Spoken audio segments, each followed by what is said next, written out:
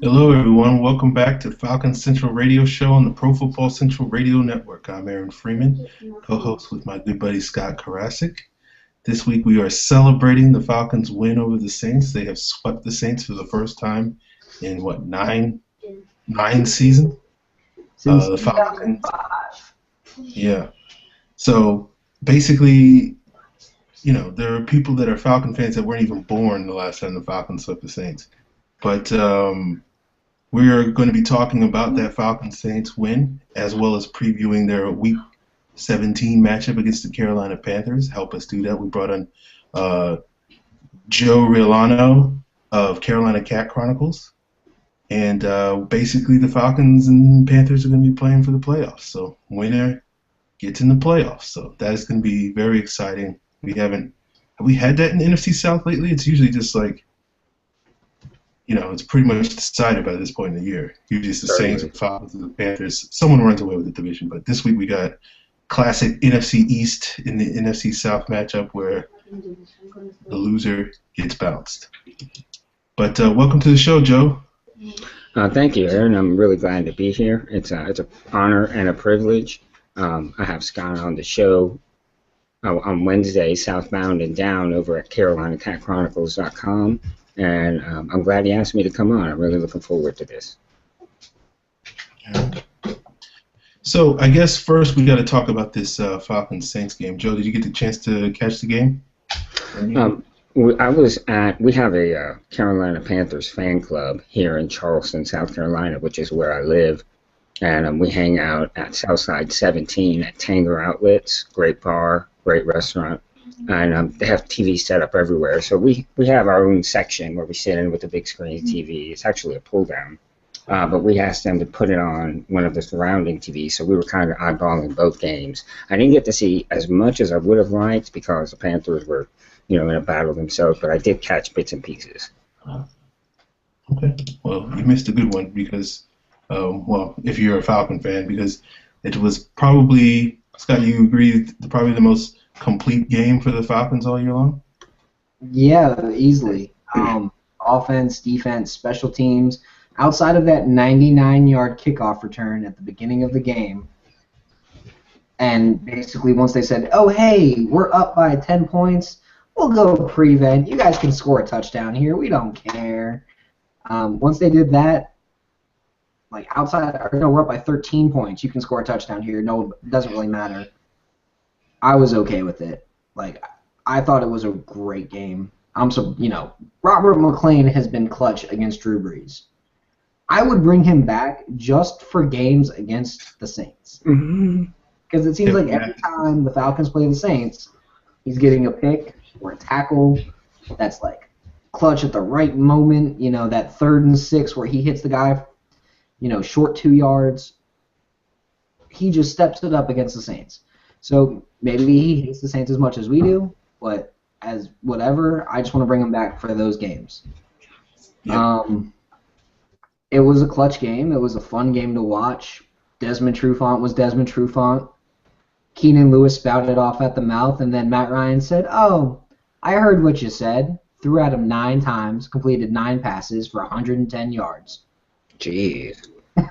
Well, to be fair to Keenan Lewis, a lot of that was covering Julio Jones, which is pretty much impossible. It wasn't just covering Julio Jones. 2 of them. It wasn't all Julio. I'm not saying it was all, but a good chunk of it was. 2 of them were to Hester. 2 of them were to White. 2 of them were to Douglas. 2 of them were to Jones, and then 1 of them was to Toilolo. The dude couldn't even cover Levine Toilolo after spouting off at the mouth like that. So long story short, don't spout off at the mouth because Matt Ryan's going to attack you and throw it right up in your grill and probably complete every pass he throws your way because he doesn't like it when people talk crap about his receivers. And he definitely... he may not admit to taking it personally, but the results on the field say otherwise. I'll put it that way. Sure. He's a professional, and no professionals like to have trash talk to them or about their teammates. It's just, they're pros. Well, yeah, Matt Ryan just dominated and then smiled. Like, hi. Just like, oh, I'll say this. On Sunday, I was certainly an Atlanta Falcons fan. on Sunday because I was pulling for you guys, and that's why we asked the game to be turned on because we wanted to see it.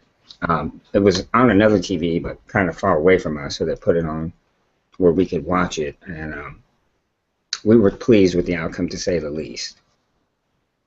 Yeah. I mean, Drew Brees getting sacked 5 times. I like it. You know, Rashid Hageman looking like a monster. He needs more playing time, Aaron. Yeah, you've been saying that pretty consistently for like the last 2 months. I'm not saying like you need to give him 50 snaps a game. I'm not like getting crazy with it. But give the man 25 to 30 snaps a game. You know, out of a 60 snap game, I'm just saying increase his percentage from 20 to 40. Hey, if it's at the expense of Tyson Jackson, I'm not going to complain. I don't think anybody would complain, especially if he plays exactly the same way he did this past week. It was his best game. He rocked Jari Evans all day. What happened to Jari Evans? He just fell off the face of the earth. I don't think... All right, so Jari Evans is having a rough season, but Hageman destroyed him too. Oh, no, definitely. I don't want to take anything away from Hageman's performance. It's just... It's so weird to see a player... Like, I remember Davin Joseph was that last year where Parade Jerry was even destroying him in some of those games. And it's just like... Apparently, every year, some right guard in the NFC South completely falls off. So, right, supposedly a good one. You know, because Evans has been a Pro Bowler at times. Yeah, top 5 guard. Yeah. But when Rashid Hageman, just tossing you aside. No offense to Rashid Hageman, because he is probably one of the strongest defensive linemen in the NFC South. I probably put him right behind Starr. Yeah, probably. They're 1 and 2. But yeah, it's not a good look for you when you're a rookie is basically just plowing you like you're, I don't know. Is owning you. Yeah. Yeah. Whatever it is. But yeah, Hageman and a whole bunch of other players, especially those old guys, right, Scott, on that defensive line, look pretty good. Yeah, OC and I'm not gonna lie, OC and Bierman played probably their best games. Maybe I was gonna ask you about OC because it looked like he was playing well. Maybe he was just hurt the first half of the season because the second half of the season he actually has been competent. Mm-hmm. Maybe not amazing, unless you're playing the Bucs, but definitely competent. I mean, he looked solid against the Packers. He looked solid against the Cardinals, and he was all right in the first Carolina game, but I don't know. He finally came on and looked like he earned his snaps, I'll put it that way, the second half of the season. Like, maybe he's been reading some of us go, you suck, Bierman. You probably need to get off the field or step it up. So he finally stepped it up, it looks like. I know you were critical of Jonathan Massaquoi this week, Aaron. And I was just trying to get under people's skin because I know Massaquoi is like the hero of the fan base, and I just like to troll our own fan base for some reason. So. It's funny because his 14 snaps, when you watch him, you're like, man, he got stomped all day. And then you go back and you watch him, and you're like, all right, so he was doubled on 8 of them. In run defense, Streif owned him once. All right, but they're really, when you go back and look at it, you're like, there's really nothing bad. He just got doubled all day. And on 2 of the plays he was in there getting doubled, 2 of the sacks happened. The Babineau sack, the Hageman sack, both happened when he was getting double teamed, and they won their one-on-one matchup with Jari Evans. Yeah, basically, he didn't do anything because everybody else was making plays. So he couldn't make a play because Babineau or Bierman or OC or Hageman were making plays. So. Hey, if he's eating the doubles so they don't have to, I'm cool with that too. Even that one small thing is more valuable than putting out Jonathan Babineau as a defensive end. And when they put Babineau as a 3-tech, he looked like a good player. So he looked like Babineau. I'm just saying, Aaron. I've been saying this all season. Babineau's been playing out of position. Hey, I've been here every week, Scott, listening to you say it, so you don't have to tell me. And Joe it's might. okay. The South Diamond Down guys have been hearing me say it too. Yes, we have. And they Yes, finally we have. played defensive ends a defensive end all game. The biggest guy they put out a defensive end was Malachi Goodman, our 6'4", 285-pound former Clemson defensive end. That's a beast. Yeah, I'm okay with him being a defensive end because that was his natural position. Mm. Yeah. So, hey, the defense got away from playing, 4 defensive tackles every play or 3 defensive tackles. Hey, you guys go rush the quarterback. They ran that one play all game where they rushed Corey Peters, Jonathan Babineau, and Tyson Jackson, and nobody got to him on a 6-man protection. And I was like, yep, I hope this doesn't happen ever again. On a 3rd and 8, they completed easily. I was like, I hope this never happens for the rest of the game. Mike Nolan moved up to the box and finally saw that it didn't work and finally made an adjustment to never do it again. Anyway, Southward and Kamal Ishmael had a good game, Aaron. Yeah. Ishmael made the play of the game. So did Southward. Let's be honest here. Southward was in on that too. Yeah, he was. Knocked him back about a full yard, which, let's be honest here, Jimmy Graham ain't moving back a full yard unless you knock him hard. And then Ishmael just made that effort play. Yeah, I thought it was interesting that Jimmy Graham went down so easy in that game because I remember Lowry put a nice open field tackle on him on like a 3rd and 8 or something like that to force a 4th down, 4th and 2 or something.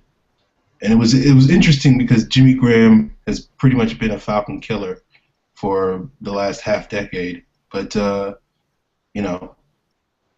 Sunday, not so much. We finally figured out Jimmy Graham. It took us 5 years, but we finally figured him out. Yeah, you know what all it took? Hey, let's go sign Dwight Lowery and put him on Jimmy Graham every single play. Yeah. Well, to be honest, and this goes for the Panthers as well, and I would say the rest of the NFC South. Jimmy Graham's been kind of dinged up this year. He surely has not been the normal Jimmy Graham that is an NFC South killer that we have seen in the past, and that certainly helps both of our causes. Yes, definitely. That's true. Yeah. Yeah. So, like, what is the usual Jimmy Graham stat line against the Panthers? Like 8 catches, 120 yards? Because that's what he usually does. I mean, that's fair. I think more than anything with him, it's the touchdowns. Yes, he has broken big ones here and there, but once they get into that red zone, he just presents such a big matchup problem for so many teams. Even and the Panthers to be included in that. That's where he hurts Carolina the most. Is in the red zone. Yeah, he almost killed the Falcons in the red zone, but we got the strip. But he did score 1 touchdown, which I was very upset that the Falcons put Ishmael in single coverage against Jimmy Graham on a 3rd and goal. It's like just double him and make them throw it to somebody else. Right. Like if they're gonna score, then let Kenny Stills or Marcus Colston or Pierre Thomas score, but do not let Jimmy Graham have a one-on-one situation in the end zone. Like it's the same. It's kind of the opposite of with the Falcons and Tony Gonzalez. It's like just double him. Like the Patriots figured it out last year. They just doubled him in the red zone, and he didn't score. He had a hard time scoring. To be fair, I think they were saying, hey, if we let them score this one, we're up 20-14. We get the ball back with 5 minutes left. We can run the clock out. I realize it's a conservative line of thought, but that or they were hoping that a blitz got through. Speaking of running the ball, exactly how effective was your running game? With Steven Jackson in there, or once he went down? Just in general. The blocking looked solid. It was obvious they were missing John Asamoah. But once Jackson went down, it actually got better. The other guys outside of him averaged 4 yards a carry, which for Atlanta is all you really need. No, that's good. 4 yards carry. You like that. I saw I believe it was Freeman had a nice run. Yeah. He, That padded the yards per carry right there, that 30-yard run. he's the one that should open. How do I put this? He's the one that should be the main back, or at least a mix of him and Rodgers should be the main two backs, and then Jackson should have that. Hey, it's 3rd and 1. Run it right up the middle with Steven Jackson. Hey, it's 3rd and 2. Run it right up the middle with Steven Jackson. You know it's coming. They know it's coming. But just run a standard ISO play, and that's all you ever need to run with Steven Jackson. Hey, we're at the goal line, at the 3-yard line on 1st and goal from the 3. Hey, let's run a play action pass and have Jackson kind of run out to the flat after that and throw it to Jackson. But don't ever run him outside because he has nothing there anymore. Interesting statistic on Jimmy Graham. Career-wise, he's averaged 12.4 yards a carry. This season, he's down to 8.8. I'm sorry, 12.4 yards per catch. Now he's down to 8.8 yards per catch this season. Just to show you, he's not 100%. No, not anywhere close. Yeah, I think he's going to need this offseason to get well. Just heal up. He kind of ducked a couple times when he saw Lowry coming over the middle in zone coverages. Like one play, he was right over the middle. He alligator armed the ball because he saw Lowry right in front of him, and then Lowry didn't even touch him and started laughing at him on a 3rd down play. Like, you're scared of me. I've already won. I've already won this matchup with you because you're scared of me. And then, man. All right, I'm going to stop basking in the glow of this game. One final play. This one final play, OC, that run back. Bye-bye. Yeah, that was it. The wave from the king of England. Boom. All the way back to the end zone. I loved it. Yeah. OC became a Falcons legend with that one play. People will be remembering that for, I don't know, 12 years. Let's put it this way. That name, his name and Corey Bierman's name were getting dragged through the mud, but that final play just endeared both of them permanently into Falcons fans' hearts. Just for that one play. Because Bierman got the sack and forced fumble, and OC got the fumble return for the touchdown. So everybody's going to be like, man, you remember that time when Bierman and OC just destroyed the Saints on one play and killed their soul and killed their spirit? Yeah, that was a good play. Yeah. Well, I've been a fan of Bierman all season. Not for football purposes, but for the television show. I do enjoy watching him and his wife on TV. But You sound like a man who's forced to watch the show and has some Stockholm syndrome there, sir. no, I really do like it, truthfully. They humor me. I find it humorous. Are they as dumb as they seem? She certainly is. Okay. There's a certain level of attraction, though, that I have toward her as well. That's just me being honest. But Croy is, I like the fact that he's a football player. I think it's cool. He's a good dad to the kids. And, I find the show entertaining. And yes, it is something I can watch with my wife, so it makes her happy too. And we all know, well, at least those of us that are married, happy wife, happy life. Yep. I don't think either Aaron or I are married. Otherwise, I don't think we would do this show. Yeah. Well, let's be honest here. You get away with it, but I do. My wife's an early bird, so she's a nurse, so she's got to be at work very early in the morning. So she's gone to bed hours ago. So it gives me an opportunity to do this, and I love it. I mean, you guys may not be married, but you definitely do this because you love it. oh, for sure. It would just be nice to have a woman who loved football as much as I did. Sure. They're out there. They are out there. Or love something to where she could be distracted for a couple hours on Tuesday and Wednesday nights.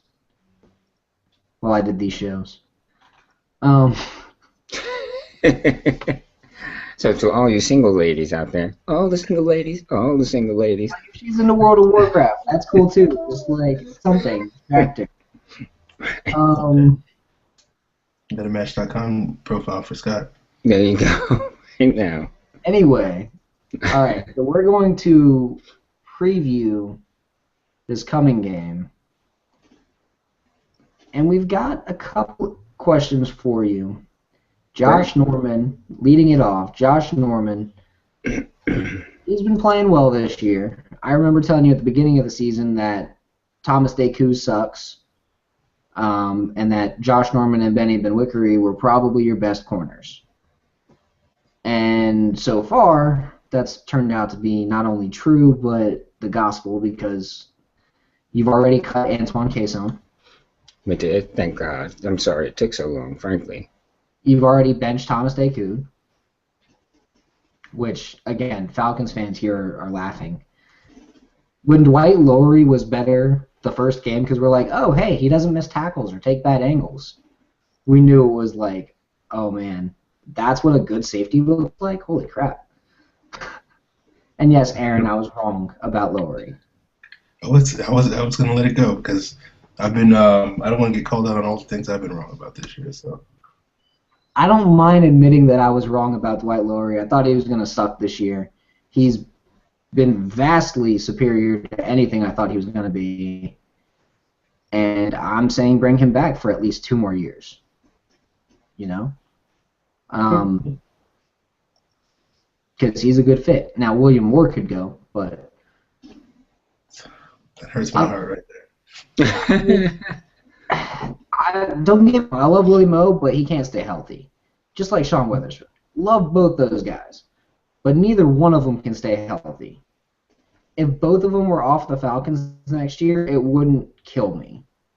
I'm not saying, like, cut them or... Like, I'd love to see them both come back, succeed, be 100% healthy for the next 5 years. But I'm just being realistic here. Okay. Well, I'm sure we'll have plenty of time to talk about it in the offseason. Oh, yes. Anyway, Josh Norman has looked pretty solid throughout the season. And he's shut down, for the most part, some solid receivers in Mike Evans. He didn't completely shut down Mike Evans, but Mike Evans, Josh... He held him to just a touchdown and I think 2 catches, or 1 catch, 1 or 2 catches. He wasn't matched up with Julio for most of the first game. And when Julio was matched up on him, he kind of won that battle. But Gordon, I think he held his own against Julio. I mean, we're going to agree to disagree on this, but I think he held his own against Julio. Julio is a freak. Julio is... compared to the average Julio game, he held his own.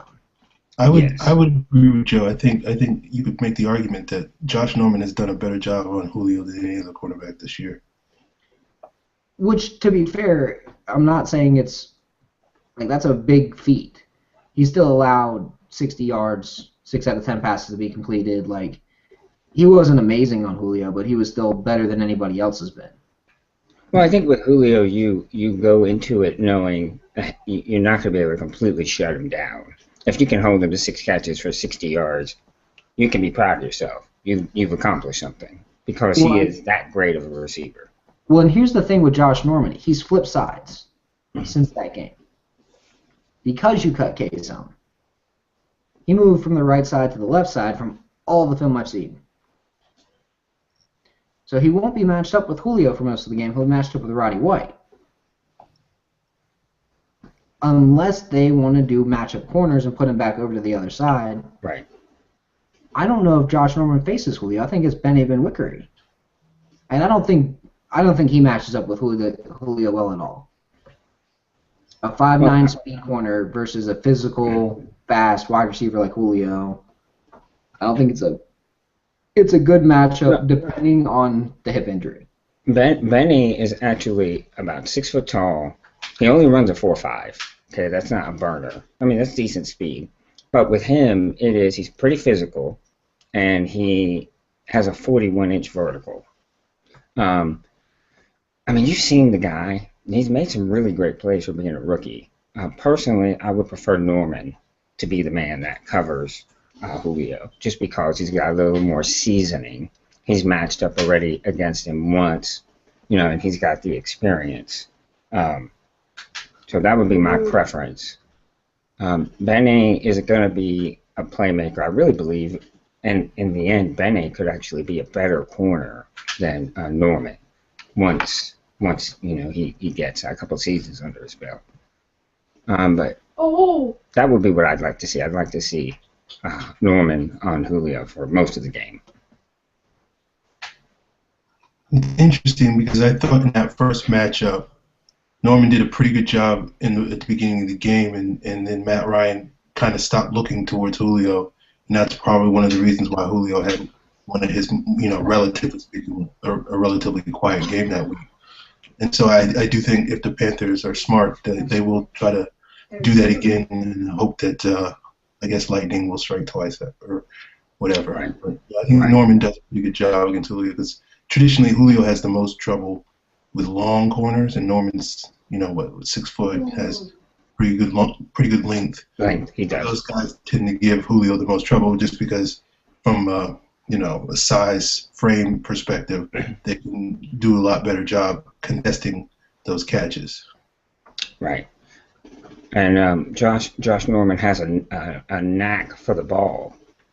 He's made some really incredible interceptions. This past week, he made a fantastic play on the ball, but was carrying it like a loaf of bread and ended up giving it right back. Yeah, I saw that play. Yeah, but it was a really tremendous play to make the interception. And that's what we were missing as a defense. Our defensive line was playing atrocious, so we weren't getting any pressure. And our back end was definitely the weakest link on the team, and it was evident. Every time quarterbacks would drop it back, they could just sit back there and wait for somebody to get open. Part of the reason I think that it took so long to get rid of Kason and those guys is there were injuries. Bene was injured and couldn't play, so they had to keep somebody, on the field. And I don't know what. Sometimes I think Rivera can be almost too loyal to veterans, and I think that may have been the case here, where he didn't, maybe he didn't trust someone or something, and didn't want to put in Melvin White, who was dinged up part of the time too, actually.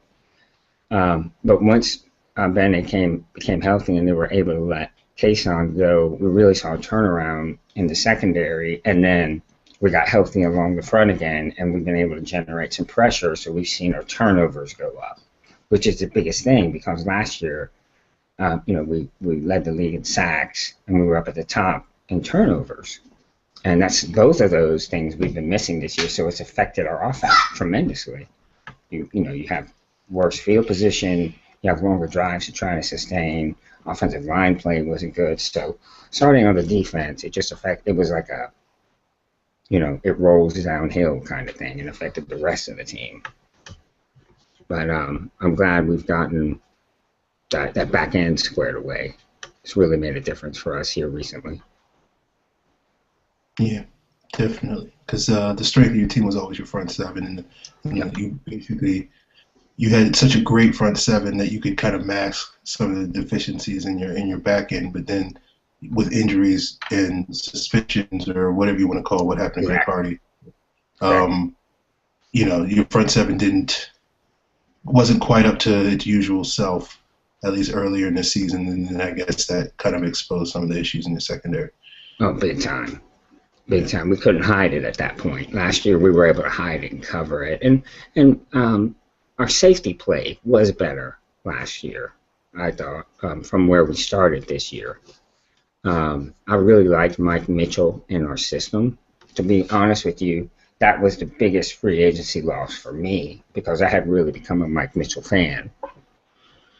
Coming into the year, I thought he could make a really significant impact on our team, and he did. From a leadership standpoint, as far as being a vocal leader, and from his play, I thought he fit our system very well. He struggled a little bit in Pittsburgh, just because they're, obviously running at 3-4. Their system's a bit different. But he's starting to come on now. I've seen the last few games. He's actually played pretty well. Yeah, that really hurt me to lose him. I was hoping he'd be a Panther for a while. I noticed in that first matchup, in that Week 11 matchup, the Falcons had a lot of trouble blocking Luke Kuechly and Thomas Davis. It's amazing to me personally how good Thomas Davis is still at his age. After 3. Yeah, and Kuechly's had a little bit more ups and downs this year than I guess we've grown accustomed to, but he's still, a down Luke Kuechly is still probably still a top 5 middle linebacker in the league. So, right. It's. I'm hoping that the Falcons can try to do a better job getting ahead on those guys this week, so that maybe they can spring some long runs. But do you feel comfortable with how they're playing this year? Oh yeah, I really do. You talk about Thomas Davis and the knee injuries, and it's kind of a blessing and a curse. And I know you're saying, how can that be a blessing in any way? Well, because he missed so many games, it saved his body from, being the wear and tear of playing in those games. Now, I know he'd much rather would have played than been doing rehab on his knee, but I think that's contributed to his success at the age, his continued success at the age that he is. He hasn't been through all the games that he's been on the team for, so that's helped him. And Kuechly is, he's just such a naturally instinctive player to be able to play beside Thomas Davis, and for Davis to be able to share with him all his experiences and his knowledge that he's accumulated from being in the league for as long as he has. That's just, Kuechly couldn't have asked to come to a better situation, I don't think. We were talking just the other day. I say we, us at CarolinaCatChronicles.com, the #1 Carolina Panthers fan site online. We were talking about how Thomas Davis has never made a Pro Bowl and how that is a shame, because he's been very good for very long, and for him, you mentioned, Scott, coming back from those knee surgeries and still playing at the level that he is. I think part of it is because he does play beside Kuechly, and Kuechly is getting all the media hype right now. Yeah. But yes, I feel very comfortable with them back there. As a matter of fact, now that we're getting healthy along the defensive line, I do expect their play to continue to improve. Stars back. Kawan Short is really coming on. I'm impressed with the young man from Purdue, second-round draft pick last season for us. He showed some flashes of brilliance last year, but he's really stepped his game up quite significantly this season. Definitely. So do you feel like the Panthers' defensive line is back close to where it was a year ago, or you put a percentage on it, where do you think they're at? I would say it's closer to where it was a year ago, but I'll be very honest with you and say I didn't realize just how significant of an impact Greg Hardy makes on our defensive front. I knew his pass rushing would be missed. I was sure of that. But his ability to hold the point of attack and play the run very well is what I think we missed the most this season. Because, we were able to get run on there for that 5 or 6 game losing streak. We were on teams were running the ball very effectively against us, and I really believe one star was out, but Greg Hardy was sorely missed. I really think we can't put enough value on him. With this whole legal issue, I hate it because it puts us in a real bad spot as a team with what we want to do. I'm one that believes in second chances. Okay, I really do believe in second chances, and no matter what happens, whether it's with us or not, preferably not with Atlanta, I would like Hardy to have a second chance somewhere. I think he definitely deserves it. I Really, to don't say think the I truth, know what I want him based on his locker room vibe and attitude. yeah, you said that before, actually, Scott. I think that you just don't see him being a good fit there. I think a team like I don't see him being a good fit at all. But I think a team like Tampa Bay could sign him. I think a team like Arizona could sign him and would love to sign him. Because a slim down Kraken as an outside linebacker in that defense would be nasty. And I could see Dallas taking a shot with him. I can see But that too. You're right. But outside of those three teams, I don't really see a group that's going to be very happy with his off-field antics. Something that's helped someone that has sort of helped fill that void left by the Kraken in a bigger way than I think the team had anticipated is Coney Ely. Coney Ely was a second-round draft pick. Some people had him as a first-round grade. Some people didn't.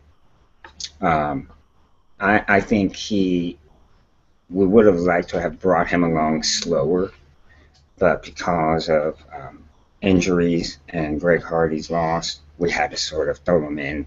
And it was a little rough going early in the season, but as the season has progressed, he's steadily improved, and he's been making some really big plays for us as of late. I mean, it could be argued, in my opinion, that he's probably the best rookie defensive end in the league. That's just because there's not many rookie defensive ends who are really making an Right. impact. Yes, exactly. Because as we've all seen, Jadeveon Clowney is out for the year. There's maybe one other rookie defensive end who's even seeing any playing time. So I'm not really like Jacquez Smith, but he's not really a rookie. He's like a third-year guy who's been on a practice squad a couple of years. So there's really not any rookies who are even playing. So you could say he's the best rookie, but it's him or It's a small class. it's like him or Quantera Smith of Denver, because he sat out last year with an injury. Like that's who your competition is. Well, he's been a big contributor for us.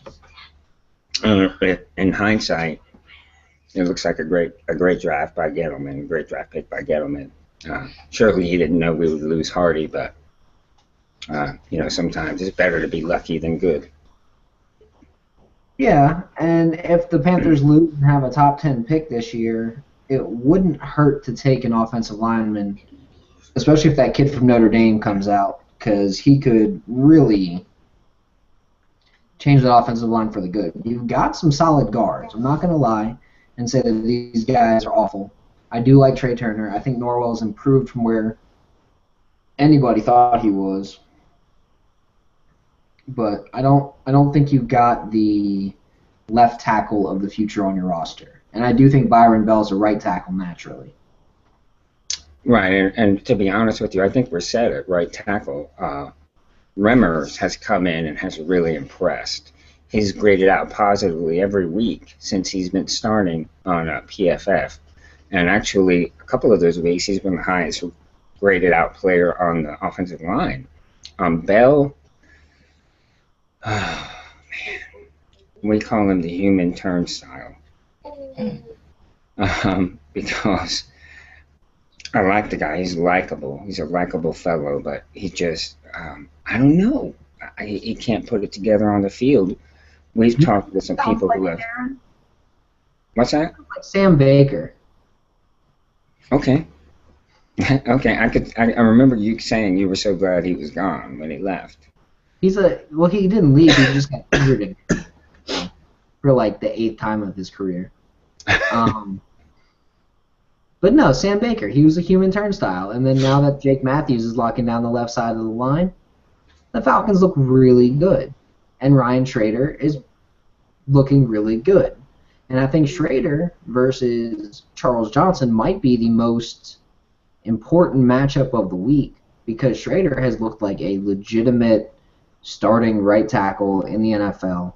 He's held up against Cleveland, Arizona, Green Bay, Pittsburgh, and New Orleans so far, but he hasn't had a true test outside of the New Orleans game until this week in Charles Johnson again. Mm-hmm. So he's continually improving, but I want to see him improve against Charles Johnson. Yeah. Mm-hmm. That's a good guy to go to get a test on. Big money is what we call CJ here in Carolina land. He's been coming on the last several games. He was kind of quiet during the early part of the year. But I'd say the last 6 or 8 games, he's picked up 6.5 sacks, I believe, a couple of forced fumbles, maybe a fumble recovery. So it would be a good test for whoever is going to be blocking him.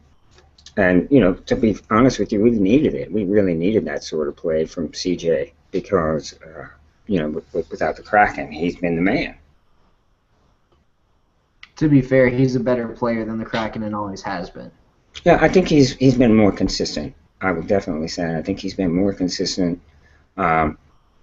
Whereas the Kraken was hit and miss. He'd have games where he'd break out for 4 sacks, and then a game where he wouldn't get any. CJ's been very steady in his production, and that's something we've all come to appreciate as Panther fans. Yeah. So, Joe, I guess we got to talk about Cam Newton. What were your thoughts on what Cam looked like coming back from the injury? Do you feel like Cam is getting better because he, obviously some of his struggles this year have to do with injuries, but I don't know how much you would attribute all of it or most of it or some of it. But what do you think he's going to be like this week? Now that he's going to be 2 weeks from that car accident. Well, I expect him to really come out strong this week. Against the Saints, that was the old Cam. He finally looked healthy. He was running the ball effectively. He looked like a healthy Cam Newton. And then he gets in the car accident. And, collectively, Panther Nation held their breath because this is our guy. This is the savior, if you would.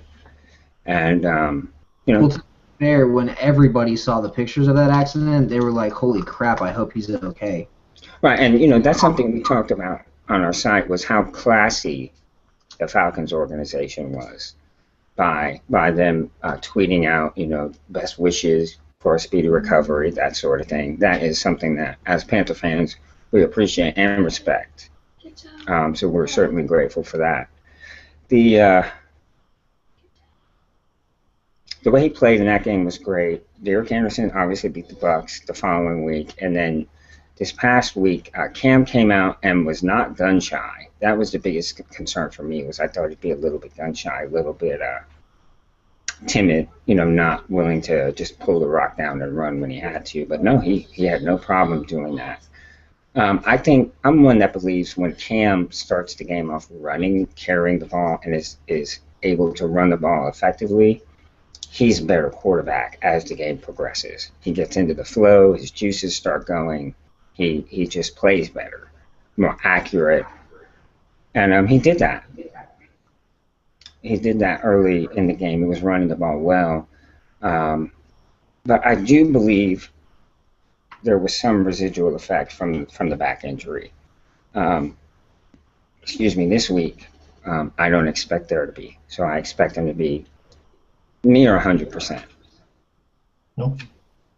I noticed in that first Falcons-Panthers game, he started off a little rough, and then in the third, fourth quarter, they started asking him to throw the ball down the field, and that's when the Panthers climbed back into the game. Do you think they'll probably ask Cam to try to push the ball downfield a little bit earlier in the game? Since I don't know how you feel, Joe, but I've always thought throwing the ball down the field was always the best part of Cam Newton's game. Besides, running around and making plays with his legs. He has made some plays this year getting the ball downfield. Personally, I'm an old school kind of guy. I like to run the ball and play good defense. And I'd like to see Carolina come out and establish the running game and really put a concerted effort into running the ball, using Jonathan Stewart to soften up the middle, and then maybe bringing up the safeties, and then going over the top with Cam downfield somewhere. That's ideally what I would like to see. Again, I think getting Cam into the running game, running a few plays designed for him to carry the ball, just helps him get into that rhythm, passing, looking for receivers, that sort of thing. Okay. Yeah. The Falcons are coming off a game where they did an excellent job getting pressure on Drew Brees. It was shocking to see because our pass rush has virtually been non-existent this year. And so I think that's probably going to be a big key for this week. But, the surprising thing about that last game against the Panthers was, considering how poorly the Panthers offensive line had played like the previous 4 weeks. I think they've given up like 19 sacks in the previous 4 games going into that Falcons game, and how ineffective the Falcons pass rush was. I think part of that was because they were mush rushing to try to keep Cam contained in the pocket because he's just killed them with his legs over the years. Right. So it'll be interesting to see if the Falcons decide, based off of the Saints game, okay, let's bring, we're playing for our playoff future, so might as well just leave it all out there on the field and have guys pin their ears back and try to get after Cam. So that'll be an interesting matchup. But, as Falcon fans, we've gotten used to seeing Cam, avoiding a sack and then, sprinting 20, 30 yards downfield and watching Croy Bierman, have a horrible job trying to chase him down. So, like we used to watch Michael Vick do to us. Yeah, that's true. That's true. I guess it's payback karma. Yeah, just like that. To be fair, the Falcons tend to do pretty well in the final box score against Cam Newton. Yeah, he's had his struggles. He might have 300 yards and 2 touchdowns, but he's also got a couple of fumbles, an interception, and the reason why they lost because he turned the ball over on a 4th down play that he gained the 1st down, but he fumbled the ball and Corey Peters recovered it kind of situation. I feel like that's happened a couple times. Yeah, it has. Okay. I'm just used to that read option and then basically him tucking it. I can't remember which year it was. I guess it was 2013, maybe? Can't remember. But I just remember one time he did the read option and then he basically ran past Dante Robinson for like 80 yards. And that's burned into my retinas. I don't want to see that. Cam. Yeah. Yeah, that was 2000 that was the second 2012 game. Yeah. Yeah. Oh man. I do hope that this week Atlanta does what they did the first time against Cam. I can't wait. I think it's going to be a fantastic game. It's for all the marbles. I'd like to encourage any Atlanta Falcons fans that are in the Charleston area watching to please come out to Southside 17. We'd love to have the Panthers' opponents fans there. We enjoy some good old ribbing and it's always fun to have somebody you can look at whenever plays are made, or can look at you for that matter. So I am just over the moon excited about this. I cannot wait. Joe, I got one more question for you. I've been hearing talk that Riverboat Ron is coming back. Do you think that's true? He's getting more aggressive? Well, I will tell you, I have been I was on the Fire Riverboat Ron bandwagon a couple of weeks ago. But so I realized something in December, January games since 2012 or 2011, the Carolina Panthers are 11-2. And that's pretty impressive. So, Ron's had some success here recently. He's turned the team around. I think part of it is some personnel moves they finally made. And I think he's going to stay. I think they're going to give him at least one more year. The team was, ravaged by injuries this year, and the suspension hurt. I can't say the same for offensive coordinator Mike Shula, though. I was a fan. I was for giving Shula an opportunity when he got the job, but consistently he has struggled with some of his play calling, particularly in the red zone. And that's where I have an issue. You've got to put up touchdowns the majority of the time in the red zone, and the majority of the time we kick field goals. And you're not going to win championships that way. I should say you're not going to win Super Bowls that way. And I think this is going to be his last year with the Panthers. I think we're going to look to bring in someone else. Well, I hope for the Falcons' sake it's someone terrible. So I'm sure you do. And frankly, I wouldn't expect anything less from a Falcons fan. Well, you can have Dirk Cutter if you want him. I don't know. Thanks, but no thanks. All right. We already took Thomas Deku. We don't need any more discarded Falcons. Well, we picked up Charles Godfrey from you and James Anderson, so you guys owe it. We owe you one guy. To be fair, neither one of those guys has played a single down on defense for the Falcons. Really? Godfrey did exactly what I said he was going to and be just a special teams guy. Mm-hmm. But has not played a defensive down. That's a shame. I liked Anderson. I was sorry we had to let him go. He's not the same guy he was in Carolina. Oh, okay. Not anywhere close. He's not fast anymore. He's not instinctual anymore. He's just a guy. Now, my final question. Desmond Trufant, top 5 corner, against Kelvin Benjamin, Kelvin Coaster, as my friend Josh Norris likes to call him. Which Kelvin Benjamin will we see this week, and who wins that battle?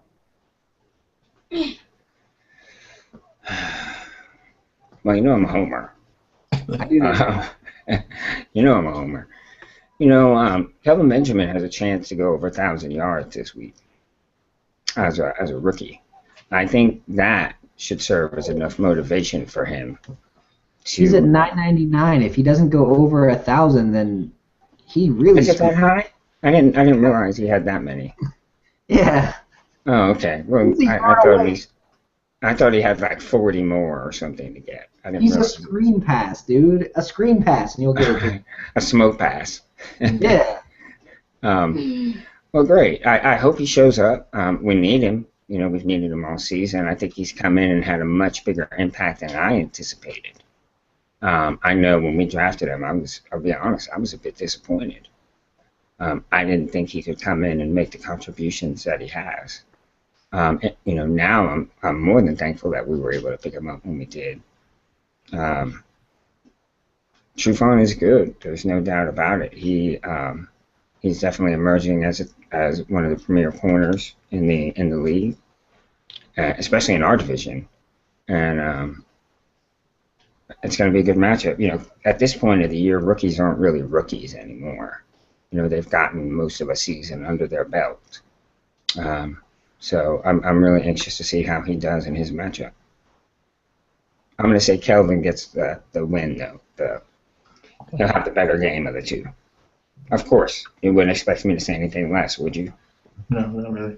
I wouldn't expect you to say anything less. I'm going to disagree on that one, just because I think Trufant is outside. Trufant has trouble with speed, what I've noticed. His worst games were against Antonio Brown and Antonio Brown. And Odell Beckham. Okay. Antonio Brown and Odell Beckham were his worst games. And Kelvin Benjamin is not either one of those profiles. No. He had a good game against Mike Evans. He had a good game against Vincent Jackson. He had a really good game against the Green Bay receivers. They barely targeted him. And he held down Michael Floyd like it was nothing.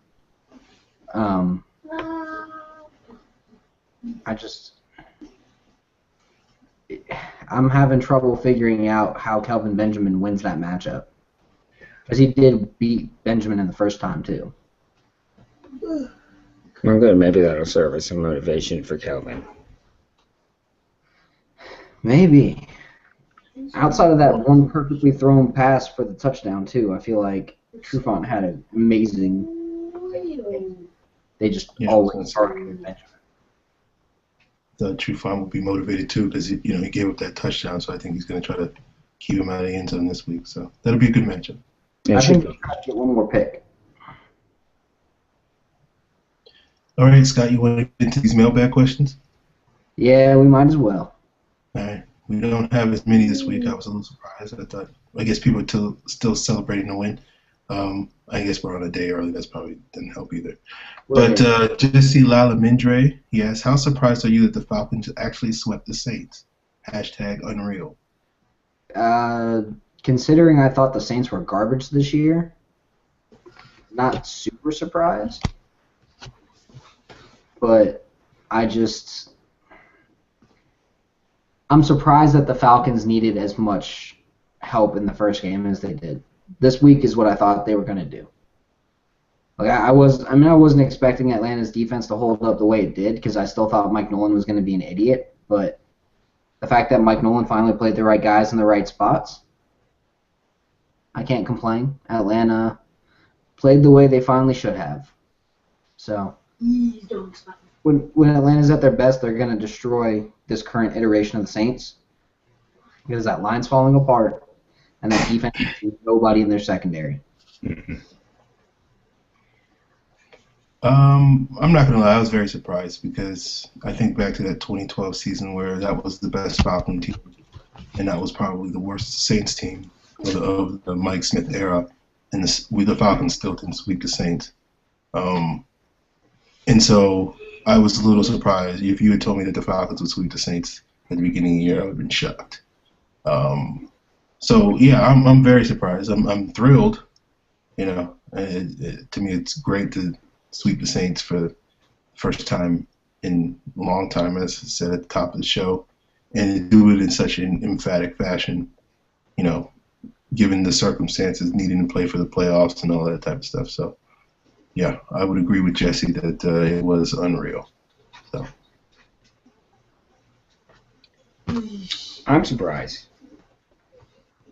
I'm surprised if you'd have told me at the beginning of the year that the Falcons would keep the Saints, I'd tell you to stop smoking crack. Because that just doesn't happen. You don't win in New Orleans. Not usually, but nothing makes me happier to see than a 5-game home losing streak for the Saints. Because that used to be such a huge advantage for them, and people, this goes out to you, Greg, people are always talking about how, the home field advantage, Saints don't lose at home, that kind of stuff. Well, that's not the case anymore. Definitely. A good friend of Box of Cookies asked, how good was it that Nolan went away from the big sub package according to OC? I guess I'll let Scott answer this because this is what he's been railing about for weeks and weeks. His play calling. I'm just going to sum it up in one word. Finally.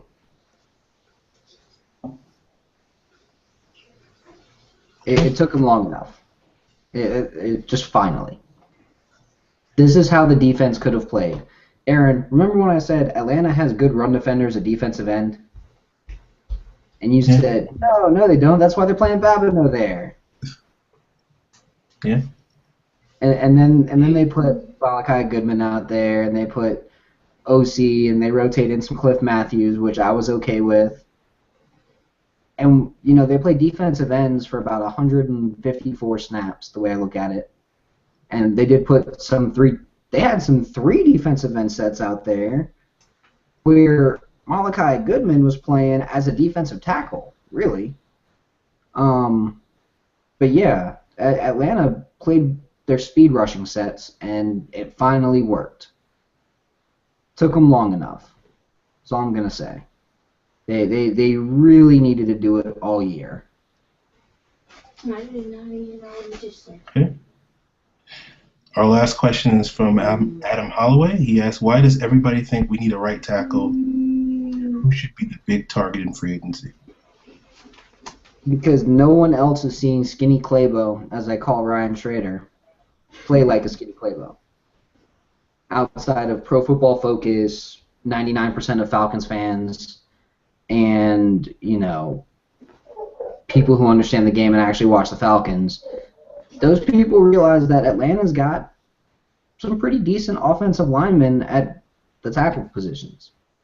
Jake Matthews is going to be the future, and Ryan Schrader is definitely the future because he's been the best right tackle the Falcons have had. Let's put it this way. For me to consider Lamar Holmes a guard at this point, because I think that's his best spot for playing time in the future, says a lot about how good Schrader's been playing. Okay. Yeah, I think a lot of it is probably because people haven't updated their Falcons needs since mid-season. And 8 weeks ago, when Schrader was like in his first or second start, or whenever it was, he was unproven, and no one knew what he was, and they're like, oh, he's an undrafted rookie from Valdosta that's only played like 4 or 5 years of football, so there's no way the Falcons will roll the dice on that. But basically how he's played over the last 2 months, I think that's pretty much canceled that. Who should be the big target in free agency? Since we're, dreaming, let's say Ndamukong Suh. Somehow the Falcons convince Ndamukong Suh to play on a 1-year, $15 million contract. That's the dream I will go to bed at night thinking will happen, but it's not going to happen. Wow. Sure. That's about it. That would be scary. Yeah, that would be awesome because you'd have Soliai, Sue, and Hageman and just run those three guys as your defensive line every play. And run a 3-4 with some blitzing concepts. Hell yeah, do that. But putting the crack pipe down. Stepping away from the crack pipe. Yeah. Yeah, stepping away from the crack pipe. Ideal free agent target. I think Atlanta needs to go tight end and pass rusher, one of each in free agents. They should go after a guy like Jordan Cameron, or Julius Thomas, or Vernon Davis, or somebody who can play tight end and just be that intermediate threat. I realize Vernon Davis hasn't been great this year. I just don't think he gets along with Colin Kaepernick. I think he'd do better with a pocket passer who basically pulled him in and said, hey, you have to earn your spot in the offense, but once you do, you're getting the ball, which is basically what Matt Ryan did with Devin Hester. And it's worked for Devin Hester. So that'd be a great addition for you guys. You kidding me? Vernon Davis? That'd be a fantastic addition. Well, yeah, exactly my point. Like, Vernon Davis is a freak. He's still a freak athlete. Yeah, he is. And there's still enough targets to where you could give him 80 targets on the year and be happy. Yeah, for sure. So, Vernon Davis would be one side. I think you can get him for $5 to $6 million a year. I think on the other side of the ball, you've got to go after Brandon Graham, or for some miracle, Justin Houston becomes available without a franchise tender on him. Again, this is if we're talking, crack pipe free agents. I'm always going to be up for Sue in Atlanta. Sure. Taking out the crack pipe free agents, we've got a couple guys like, let's see, just going down the list, seeing who's even going to be available. I got a few more realistic options. I would probably put Arakpo, Brandon Graham, or Jabal Sheard as 3 pass rushers that I think are at least attainable. I like Arakpo. I like him a lot. He just has a hard time staying healthy. Yeah. I like him a lot, though. I like what he brings to the table. Another one I like is George Selvey. Good veteran leadership, and actually, if he can stay healthy. That's it. George Selvey or Jerry Hughes would also be good ones to add. And if you can get Jason Pierre-Paul, move to a 4-3, get Jason Pierre-Paul, tell him to lose about 20 pounds from his 280 he's at right now, and get his back more comfortable, I do that all day. Yeah. Can't argue with that. Yeah. Yeah, it's pretty good. How about a prediction, guys? You guys got a score prediction in this game coming up Sunday between us? I'll say. What's that? I'll say Falcons 24-20. See, I'm going to be a little bit more of a homer than Joe's going to expect. I think the Falcons score right around 30 points again. And I think the Panthers only score about 17. So I'm going to go with 27-17. Georgia Dome. Atlanta played so much better inside this year than they played outside. I've got to go with the Falcons 27-17. Well, I'm going to tell you that, sure, it would be great to have this game in Charlotte, but I think it's just fitting that we have a chance to go to the playoffs, and we have to beat Atlanta in Atlanta. I think it's just perfect. That's just the kind of season we've had. We've had to overcome obstacle after obstacle after obstacle. So this is perfect for me. I think we win this one. I think it's close, obviously. You guys are at home. You're going to try to turn it into a track meet. I think we're going to try to slow it down and kill the clock. At least I hope that's what we do. And I see us winning this one somewhere around 2017, 21-17, somewhere around there. Okay. All right. So that's our show this week. People can find me on Twitter. I'm at FalcFan. Scott is at Scott Karasik. Hit up the show at Falcons PFC. Use the hashtag Falcons mailbag to send in your questions for next week. Hopefully, we'll be talking playoffs. If not, then head on over to Carolina Cat Chronicles. You can catch. Joe, you do your weekly. Is it weekly podcast? We do a weekly podcast on Tuesday nights at 10. It's the C3 podcast, and then we do Southbound and Down, which is the premier NFC South podcast.